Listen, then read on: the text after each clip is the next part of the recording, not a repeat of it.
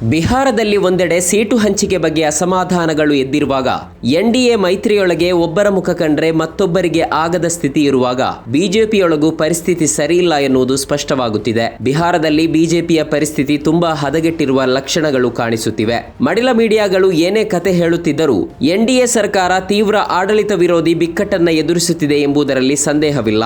ಬಿಜೆಪಿಯ ಪ್ರಮುಖ ನಾಯಕ ಸಂಸದ ಮನೋಜ್ ತಿವಾರಿ ಪಕ್ಷಕ್ಕಾಗಿ ಪ್ರಚಾರ ಮಾಡಲು ಬಿಹಾರಕ್ಕೆ ಬಂದಾಗ ಬಿಜೆಪಿಯೊಳಗಿನ ಗೊಂದಲ ಬಹಿರಂಗಕ್ಕೆ ಬಂದಿದೆ. ತಿವಾರಿ ಅವರು ಭಾರೀ ಗದ್ದಲ ಎದುರಿಸಬೇಕಾಯಿತು. ಈ ಗದ್ದಲದ ನಂತರ ಅಮಿತ್ ಶಾ ಬಿಜೆಪಿ ಸಭೆಯಲ್ಲಿ ಪರಿಸ್ಥಿತಿ ಚೆನ್ನಾಗಿಲ್ಲ ಎಂದು ಸ್ಪಷ್ಟವಾಗಿ ಹೇಳಿದ್ದಾರೆ. ಅಂದರೆ ಹಿರಿಯ ನಾಯಕರು ಸಹ ಬಿಹಾರದಲ್ಲಿ ಬಿಜೆಪಿಯ ಪರಿಸ್ಥಿತಿ ಚೆನ್ನಾಗಿಲ್ಲ ಎಂದು ಒಪ್ಪಿಕೊಳ್ಳುತ್ತಿದ್ದಾರೆ. ಮನೋಜ್ ತಿವಾರಿ ಮುಜಫರ್ಪುರದ ಕ್ಲಬ್ ಮೈದಾನದಲ್ಲಿ ಪ್ರಚಾರದಲ್ಲಿ ಪಾಲ್ಗೊಳ್ಳಲು ಬಂದಿದ್ದರು. ಆಗ ಬಿಜೆಪಿ ಸದಸ್ಯರೇ ದೊಡ್ಡ ಗದ್ದಲ ಪ್ರಾರಂಭಿಸಿದರು.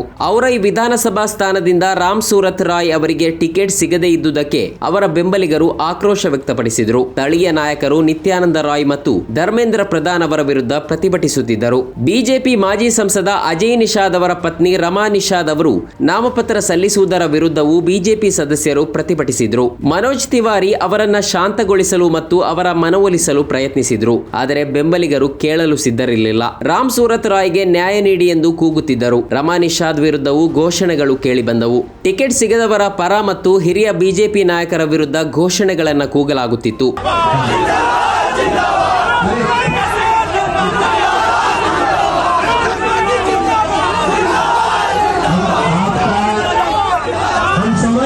आपके लिए नरेंद्र मोदी भी जिंदाबाद है, आपके लिए नीतीश कुमार भी जिंदाबाद है, आपके लिए चिराग पासवान भी जिंदाबाद है, आपके लिए भूपेंद्र कुशवाहा जी भी जिंदाबाद है, आपके लिए जीतन राम मांझी जी भी जिंदाबाद है, मनोज तिवारी भी जिंदाबाद है। धन्यवाद। बिहार में एनडीए की सरकार बनेगी।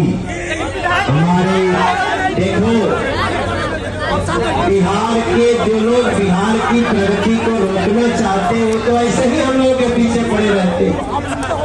वो तो ऐसे ही चाहते हैं कि बिहार के डेवलपमेंट ना हो। और हम आपसे प्रार्थना कर रहे हैं, परिवार में सारी बात रखनी है, परिवार उसका ध्यान भी करेगा। परिवार में कई बार ऐसा होता है कि कभी किसी को कोई काम दिया जाता है, कभी किसी को कोई काम दिया जाता है। ಬಿಜೆಪಿಯೊಳಗಿನ ಈ ಗೊಂದಲದ ಬಗ್ಗೆ ಮಡಿಲ ಮೀಡಿಯಾಗಳು ಹೆಚ್ಚು ವರದಿ ಮಾಡದಿದ್ದರೂ ಪಕ್ಷದ ಕಾರ್ಯಕರ್ತರ ಕೋಪ ಹೆಚ್ಚಾಗುತ್ತಿದೆ ಎಂಬ ಸತ್ಯವನ್ನ ಮುಚ್ಚಿಡಲು ಸಾಧ್ಯವಿಲ್ಲ. ಸ್ಥಳೀಯ ನಾಯಕರಿಗೆ ಟಿಕೆಟ್ ನೀಡುತ್ತಿಲ್ಲ ಎಂಬ ಆಕ್ರೋಶ ಬಿಜೆಪಿಯೊಳಗೆ ಹೆಚ್ಚುತ್ತಿದೆ. ಹಲವು ಕಡೆಗಳಲ್ಲಿ ಹೊರಗಿನ ಅಭ್ಯರ್ಥಿಗಳಿಗೆ ಟಿಕೆಟ್ ನೀಡಲಾಗಿದೆ. ಈ ನಡುವೆ ಅಮಿತ್ ಶಾ ಬಿಹಾರಕ್ಕೆ 3 ದಿನಗಳ ಭೇಟಿಗಾಗಿ ಬಂದಿದ್ದಾರೆ. ಟಿಕೆಟ್ ಹಂಚಿಕೆ ನಂತರ ಭುಗಿಲೆದ್ದಿರುವ ಅಸಮಾಧಾನ ಬಗೆಹರಿಸಲು ಶಾ ಆಗಮಿಸಿದ್ದಾರೆ. ಗುರುವಾರ ತಡರಾತ್ರಿವರೆಗೆ ಅವರು ಹಿರಿಯ ನಾಯಕರೊಂದಿಗೆ ಸಭೆ ನಡೆಸಿದ್ದಾರೆ. ಸಭೆಯಲ್ಲಿ ಪ್ರತಿಯೊಂದು ಸ್ಥಾನದ ಬಗ್ಗೆಯೂ ಚರ್ಚಿಸಲಾಗಿದೆ ಎಂದು ವರದಿಗಳು ಹೇಳುತ್ತಿವೆ. ಸ್ಥಳೀಯ ನಾಯಕರಿಗೆ ಬೂತ್ ಮಟ್ಟದವರೆಗೆ ಕಾರ್ಯಕರ್ತರನ್ನ ಸಕ್ರಿಯಗೊಳಿಸುವ ಹೊಣೆ ವಹಿಸಲಾಗಿತ್ತು. ಆದರೆ ನಡೆಯುತ್ತಿರುವ ಸಿದ್ಧತೆಗಳ ಬಗ್ಗೆ ಅಮಿತ್ ಶಾ ಅತೃಪ್ತಿ ವ್ಯಕ್ತಪಡಿಸಿದ್ದಾರೆ ಎನ್ನಲಾಗಿದೆ. ಅಮಿತ್ ಶಾ ಬಿಜೆಪಿಯ ಚುನಾವಣಾ ಸಿದ್ಧತೆಗಳ ಬಗ್ಗೆ ಹೆಚ್ಚು ತೃಪ್ತರಾಗಿಲ್ಲ. ಪಕ್ಷದ ನಾಯಕರಿಗೆ ಅವರು ಕಠಿಣ ಎಚ್ಚರಿಕೆ ನೀಡಿದ್ದಾರೆ ಎನ್ನಲಾಗಿದೆ. ಆದರೆ ಸ್ಥಳೀಯ ಬಿಜೆಪಿ ನಾಯಕರು ಈಗಾಗಲೇ ತಯಾರಿ ನಡೆಸುತ್ತಿರುವಾಗ ಹೊರಗಿನ ಅಭ್ಯರ್ಥಿಗಳನ್ನ ಏಕೆ ಕಣಕ್ಕಿಳಿಸಲಾಗುತ್ತಿದೆ ಎಂಬ ಅಸಮಾಧಾನ ಕಾರ್ಯಕರ್ತರಲ್ಲಿದೆ. ಇದೆಲ್ಲವೂ ಬಿಜೆಪಿ ಮತ್ತು ಎನ್ಡಿಎಯೊಳಗಿನ ಪರಿಸ್ಥಿತಿಯನ್ನ ಎತ್ತಿ ತೋರಿಸುತ್ತದೆ. ಇನ್ನೊಂದೆಡೆ ಮಹಾಮೈತ್ರಿಕೂಟ ಇನ್ನೂ ಸೀಟು ಹಂಚಿಕೆ ಸೂತ್ರವನ್ನ ಅಂತಿಮಗೊಳಿಸಿಲ್ಲ. ಬಿಹಾರ ರಾಜಕೀಯ ಈಗ ಹಲವು ತಿರುವುಗಳನ್ನು ಪಡೆಯಲು ಅವಕಾಶವಿರುವಂತೆ ಕಾಣಿಸುತ್ತಿದೆ.